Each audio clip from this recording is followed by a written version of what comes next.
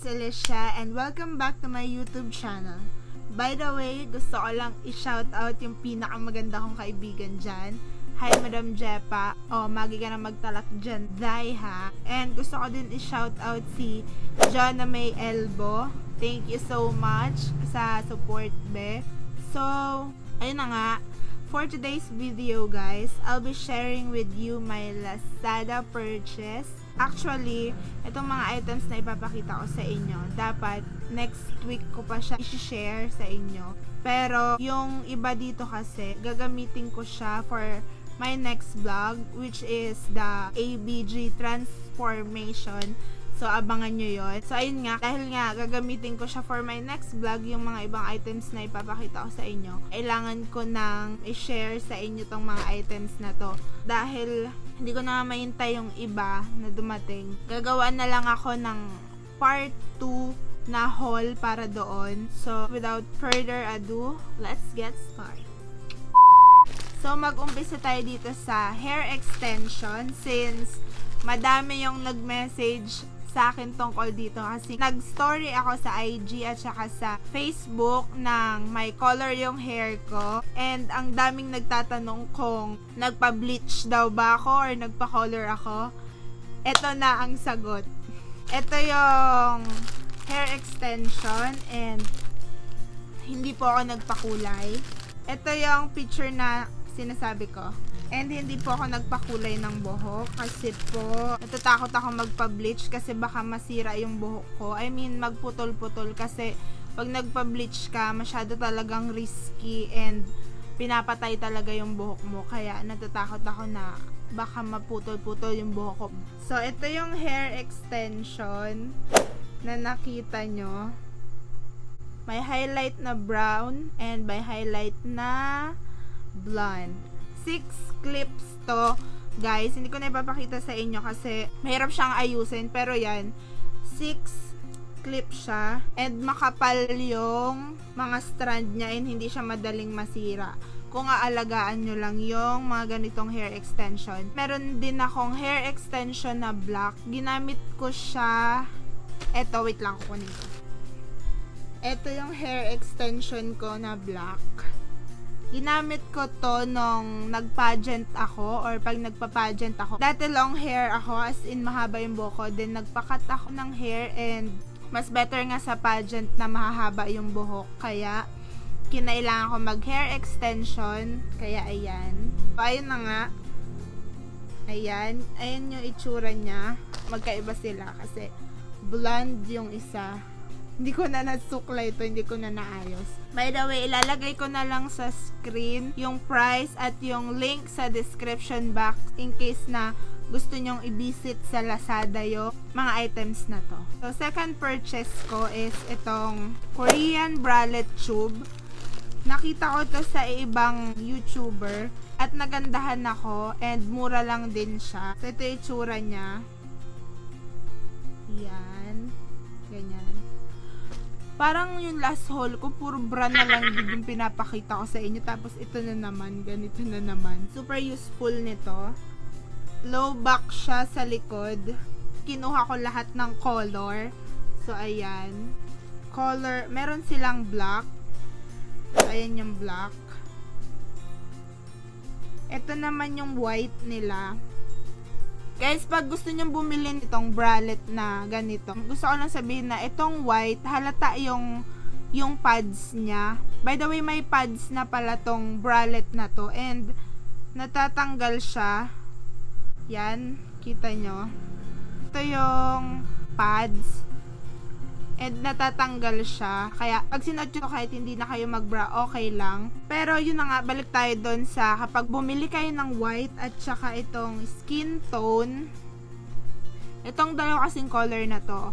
Pag sinuot nyo, nakikita yung halata yung pads niya. Pero, okay lang naman. Kasi, parang design na din siya. And, ang kagandahan dito sa bralette na to, pwede mo siyang gamitin pang workout. Pwede mo siyang gamitin panglabas din. Patungan mo na lang siya ng denim jacket. And guys, ingat pala kayo kapag bumibili kayo ng mga ganitong product kasi meron ako nakuha na may damage. Pero isa lang naman, maliit lang naman siya. Lahat ayos yung lagay and super affordable nito and worth it yung purchase ko na to. So, next purchase, ito guys, hindi ko pa siya nabubuksan pero feeling ko ito yung Sun Glow from Fresh na sunscreen yata na para na siyang foundation. So, ayun, wala na kasi akong foundation kaya bumili na ako. Then, gusto kong itry yung bago nilang, eto, tama nga. Itong Sun Glow tinted sunscreen nila. I'm in the shade of Fair. Fair yung shade ko. Tatlo yung shade nito. Fair, medium, at saka, hindi ko alam yung isang color. Basta tatlo sila. So, ang pinili ko is itong Fair.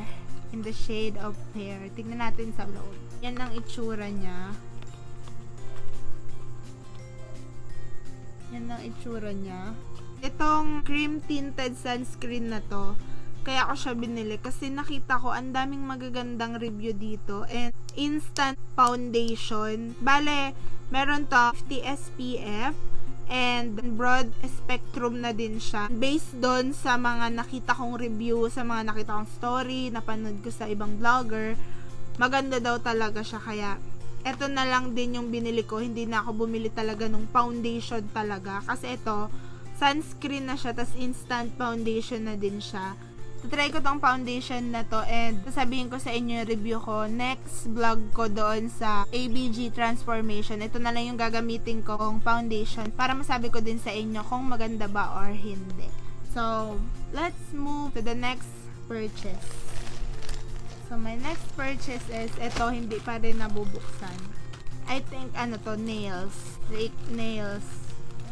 Diba? Minsan talaga guys, ang walang kukwento talaga yung mga pinagbibili ko. Pero gagamitin ko to sa vlog, kaya binili ko siya. Ito lang siya. Ito lang siya. Yan. Fake nails. Actually, hindi ko sana to bibilhin kasi nakakita na ako ng isang fake nails na something 600 pieces yata. Kaya lang, naisip ko, para hindi na din hassle na maglagay pa ng cutic sa nails, kinuha ko na din siya. So, by the way, ito pala yung ito yung last purchase ko. Yung mga clear na nails. Ito yung itsura niya. Ganyan. And, ayan, kung makikita nyo, clear sila. By number siya, so, 1 to 9 yata kung ano yung mga accurate para sa nails mo. By the way, ito yung siya. Ito, yan. Nilagyan ko na ng cutics. Yan. Tinry ko lang kung maganda nga siya sa kuko. So, ayan, maganda siya. And itong nails na to, 600 pieces na siya. Bagay ito kapag may mga occasion kayong pupuntahan tapos nasaktong hindi mahaba yung kuko nyo or hindi talaga kayo nagpapahaba ng kuko kasi nga syempre madumihin and masakit din sa skin kapag nagkakamot. Bagay na bagay ito sa inyo. And pag binili nyo pala to guys, wala siyang kasamang glue. Pero dati meron akong ginagamit na nail glue. Nakalimutan ko na yung name niya. Naghanap ako sa Lazada noon pero wala akong mahanap. Kaya ang ginamit ko is shoe glue. Shoe glue lang yung ginamit ko dito sa nails na to. And maganda naman, matagal naman yung dikit niya. Nakapaghugas na ako ng pinggan, nakapaghugas na ako ng kaldero. Hindi pa din naman siya natatanggal. Wag lang talaga yung mapuwersa siyang mabuti kasi natatanggal. Pero kahit basahin mo, kahit maligo ka, hindi siya natatanggal. Pero hindi ko nire-recommend sa inyo guys na gumamit kayo ng shoe glue na pangdikit sa nails nyo. Kasi baka meron kayong allergy doon, baka ma-allergy yung mga gilid ng nails nyo. So, hindi ko nire-recommend na shoe glue. Gumamit na ako ng shoe glue kasi no choice ako. Wala akong mahanap sa Lazada na nail glue. Wala din akong mahanap sa Lazada na yung sticky. Meron kasing pangdikit sa nails na parang sticker lang siya. Double-sided adhesive tape na pang nail. So, wala akong mahanap na ganun. Kaya, shoe glue yung pinangdikit ko. So, ayan. Maganda naman siya.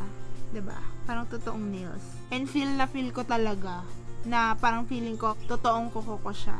So, yun. And para na din hindi kayo gumastos ng magpaganito pa, I think 150 yata to 170 yung price ng pagpapalagay ng mga ganitong temporary nail extension sa kamay. So, para hindi na din kayo makapagastos, bumili na kayo ng ganitong set and hanap na lang kayo ng pandikit. Yun, meron na kayong magandang nails every time na gusto nyong magmahaba ng nails. And by the way guys, pwede nyo siyang gamitan ng nail cutter, hindi naman masisira. Mahaba to kanina, then kinat ko lang siya using nail cutter. And madali lang siyang i-cut and nail file. So, worth it naman yung binili kong mga for my next vlog. So, ayun lang naman ang mga items na dumating ngayong week. And hindi ko na nga talaga mahintay yung iba kasi nga gagamitin ko na itong mga items na to sa isang araw for my ABG vlog. So, abangan nyo yung vlog na yon. So, that's for today's video guys. I hope na meron kayong nagustuhan sa mga items na pinagbibili ko. And kung hindi ka pa nakasubscribe sa channel ko, make sure na mag-subscribe ka na sis. And don't forget to hit the notification bell para ma-notify ka every time na may bago akong post. And kung meron kayong any vlog suggestion dyan na gusto nyong gawin ko, let me know. Mag-comment lang kayo sa comment section. And titignan ko kung kaya natin gawin.